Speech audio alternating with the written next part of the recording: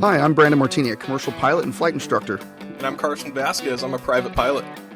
And you're listening to the Pilot Mentor podcast, sponsored by Stratus Financial. So buckle up, because the Aviation Mentors are taking off.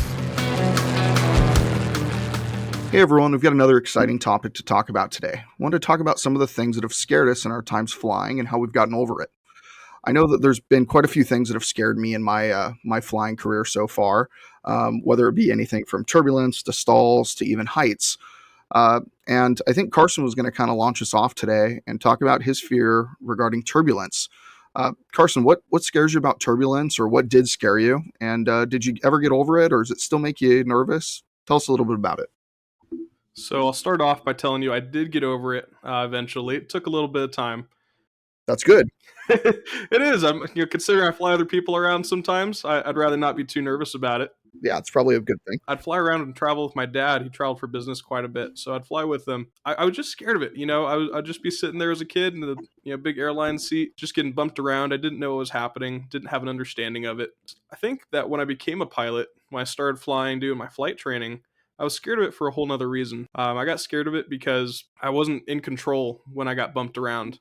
At least I didn't feel like I was. I was flying over the high desert in Southern California. I think it was about 7,500 feet. Flying up there, and all of a sudden we just got dropped out of the sky. We dropped about 100 feet. It felt like we dropped way more, but that's all the altimeter said it was. But just losing that kind of control in that unexpected severe turbulence, that was a whole nother kind of just being afraid. And it was really every time I'd go up, after that kind of experience especially, I was afraid every time I'd get bumped around, we'd get some light chop, or we'd get light to moderate turbulence. I'd just be with my CFI, I'd be white knuckling it, just absolutely afraid. And that got me into some bad habits too, but broke out of them once I started overcoming it. There was a long cross country I did, and I flew to Scottsdale, and I flew there and back. And on the way back, it was about 3.5 hours of just sitting in moderate turbulence the entire way coming back to Southern California. And I was flying with a buddy, and just 3 hours of it. We put on autopilot. Autopilot wasn't having it either. Kept turning off because there was just too much turbulence. And he told me he knew I was afraid of it. He was already a CFI at that time, and he told me, you got to fly it the whole way. So I sat there for 3.5 hours trying to keep the plane exactly level, 6,000 something feet, just trying to keep it fighting up and down. And that was the practice that got me over it. Just experiencing it for 3.5 hours, sitting there straight, and I ended up getting over that because I realized that it wasn't such a bad thing. And I survived the whole thing. Nothing ever happened. And that's just when it kind of clicked for me that turbulence wasn't going to bring me down. And it was just something that I had to get over like that. Yeah, that's fantastic. I remember when I had a turbulence event. I was probably, I don't know, maybe a 60, 70-hour pilot. And I took off from Riverside. I went to Vegas for the weekend. And I was coming back, and I was in a Piper Cherokee. It was either a 140 or 160. I can't remember. But I was on my way back, and I remember it was at nighttime. And I checked the weather. Everything looked good before I left. And I was doing all the right things, all the things you're supposed to do before you go on a short cross country. And I leave Vegas. I'm over the 15 freeway, and I'm over the city of Baker. And all of a sudden, my right wing goes up like 90 degrees straight up into the air. And I had full aileron deflection all the way to the right. And it was just like a blast that hit me. And I was like nervous the entire flight. Just like you said, you were white knuckling it. I was totally white knuckling it the entire way back with my hand on that control wheel. And I didn't know what to think. It was scary to me for sure. And that's the whole reason why we're doing this podcast today. Tell us about what scared you. And that sure scared me. It scared me a lot. And when I got back on the ground, I was very happy to be on the ground, even though it wasn't like constant or anything. It was just that one big jolt, but it was just like, what just hit me right now? And that happened several times to me. And I had, now I kind of expect it. If it happens, it happens. And you just have to keep flying the airplane. So that was my kind of big eye opener for turbulence. And since then, it hasn't bothered me as much. Maybe some of my passengers, but now that I look back, I wonder if it was even that bad. I probably just have it in my head that it was like the worst thing ever.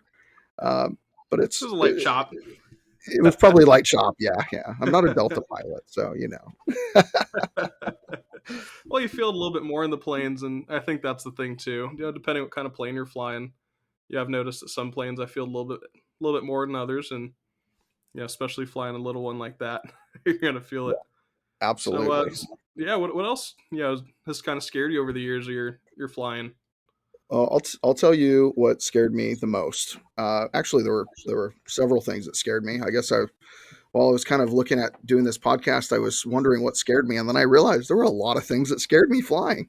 I'm really surprised I got to the point where I'm at today. I can't believe that.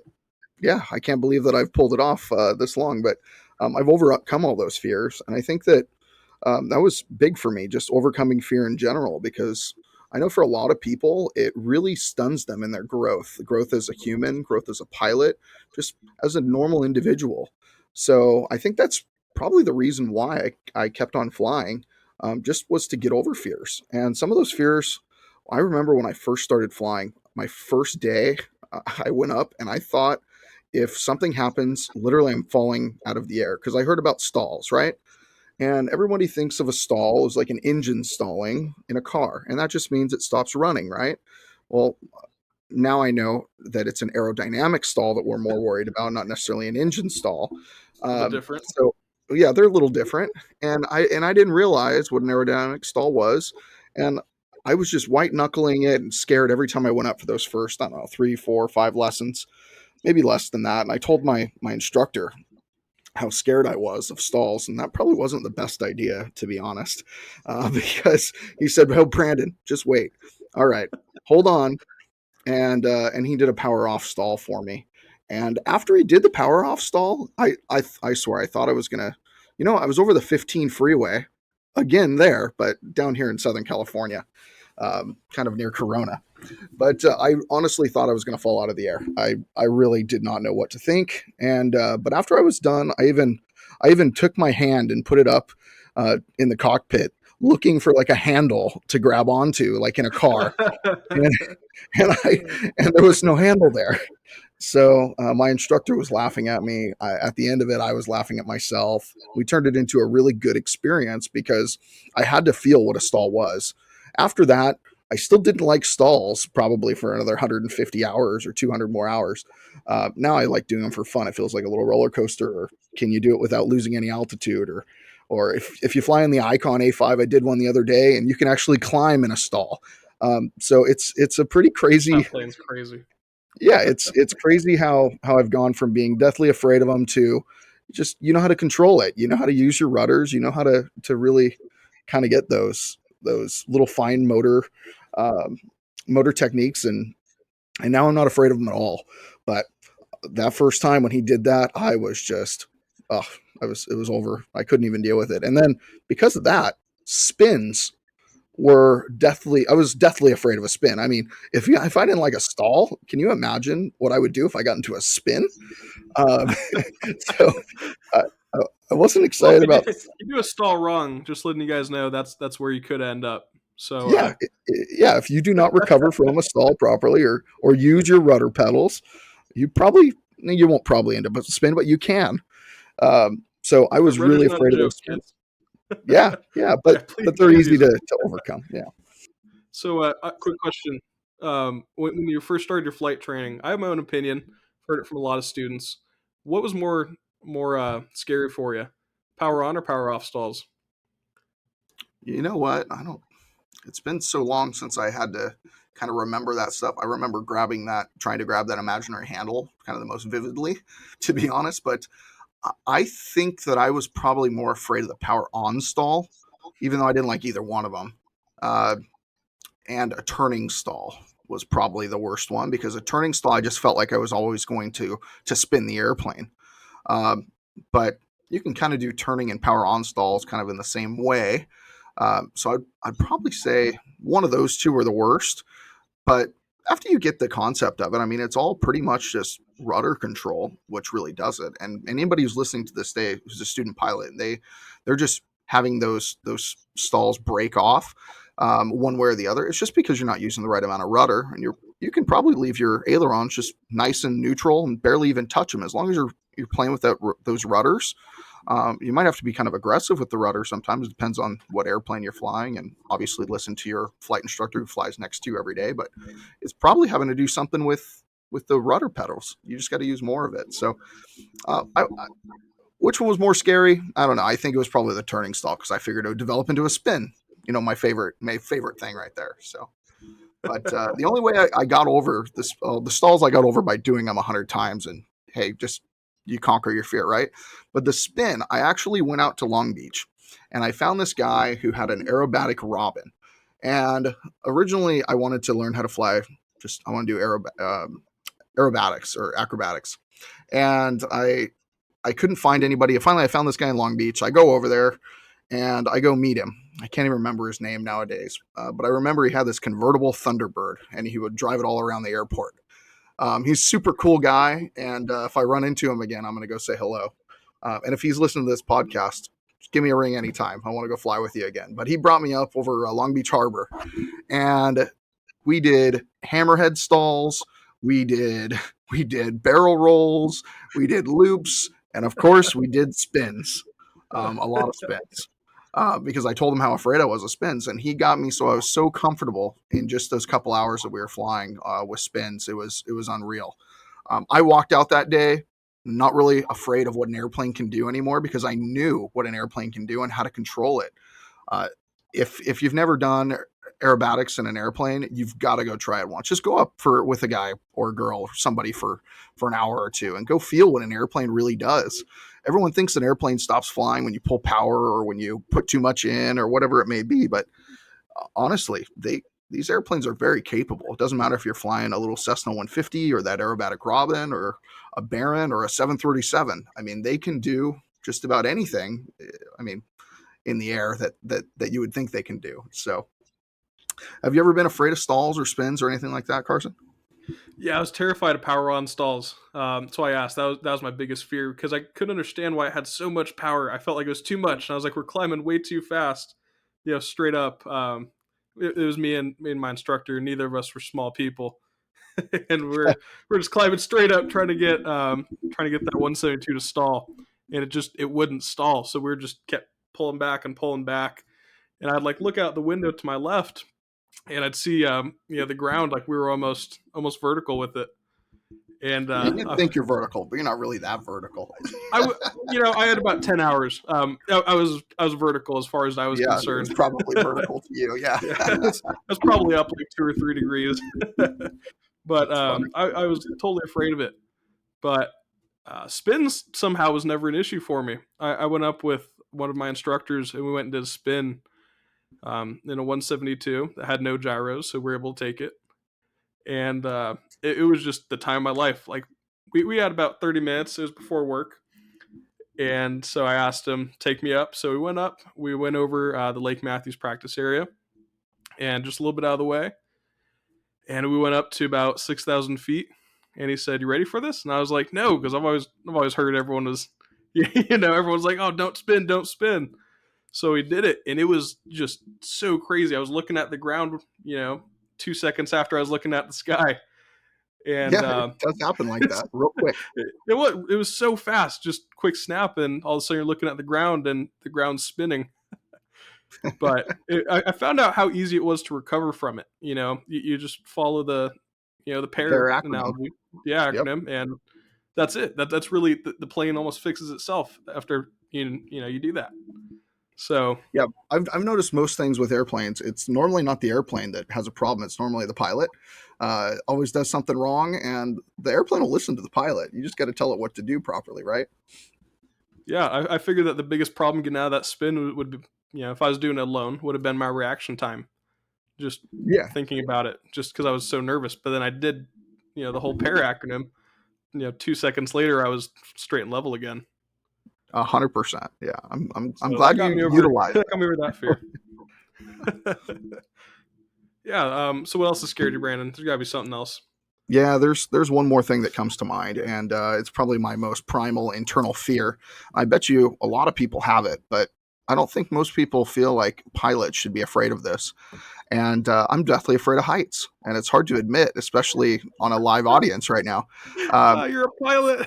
I'm a pilot. I'm afraid of heights. I cannot stand being high off the ground. So you go put me on a building, and I am very, very nervous and very, very scared. I won't even go near the window. I'll stay away from the window, especially if it's, I mean, 2, 3 stories doesn't matter to me, but 10, 20, 30 skyscraper, no, thank you. Please keep me away. I don't need to be near that. It just doesn't need to happen. I remember, and I probably didn't really get over it in an airplane. I don't know if I'm even over it now. I think I am. I'm 90% sure I am. But I think until I had near 1,000 hours, I was still nervous. Believe it or not, in a 172, if I had a look at the dangling wheel out my left or right window, and I looked, and I would just look and see that wheel just dangling there, and it wasn't really dangling. I mean, it's attached to the airplane really well, but it would When you freak look me out the out. window, it Yeah, looks like you it's look out the dangling. window, and it looks like it's just dangling there, and it freaked me out. It made me realize that I am not on the ground, and I'm very high in the air. So I trained myself just to not even look at it. I didn't even want to look at that wheel anymore. So I would just look straight up or out. Um, and I think one way I kind of conquered that was I stopped flying a lot of airplanes that I could see the wheel. I started flying an Arrow a lot more. I started flying Baron a lot more, and Duchess a lot more, and just different types of airplanes So that's why that you I like low didn't. wings. Yeah, I mean that's probably why I like low wings. But I do like high wings now. I mean, I've flown a lot of high wings, and the wheel dangling doesn't really bother me as much. But yeah, when I first started, I didn't even want to go. I was scared of going higher. I didn't want to go 3,000 feet, 4,000 feet, 5,000 feet.